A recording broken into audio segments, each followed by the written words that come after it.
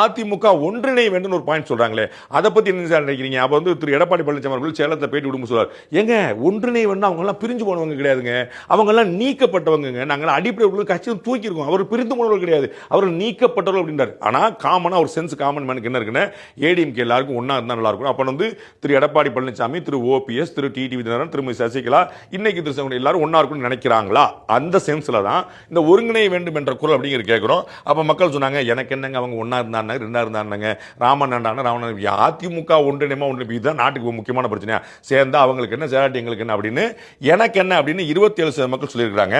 சேர தேவையில்லை, அவங்க வந்து அவங்க என்ன பண்ணிட்டா அவங்க சேராமலே இருந்து போடணும், சேர்ந்தா தான் ஏதாவது நடக்க போதா, சேராட்டா எங்களுக்கு ஒன்றும் பிரச்சனை இல்லை, அவர்கள் இணைய தேவையில்லை அப்படின்னு இப்படியே இருக்கட்டும், சேர வேண்டியதில்லைன்னு 29% மக்களும் சரியானதே, இந்த ஒன்றிணைய வேண்டும் என்ற குரல் சரியானதே, ஒன்றிணைய வேண்டும், ஒன்றிணைந்தால் அவர்களுக்கு நல்லது என்றும் 44% மக்கள் சொல்லியிருக்காங்க பார்க்கிறோம். அதிமுக ஒன்றிணைய வேண்டும் என்று 44% மக்கள், தேவையில்லை ஒன்றிணைய தேவையில்லை இப்படியே இருந்தா போதும் என்று 29% மக்கள், அவங்க சேர்ந்தா என்ன சேராட்டி என்ன என்று 27% மக்கள். நாம் எங்க இருக்கோம்னு நினைக்கிறீங்களா? அந்த 27% மக்களுக்குள்ள தான்.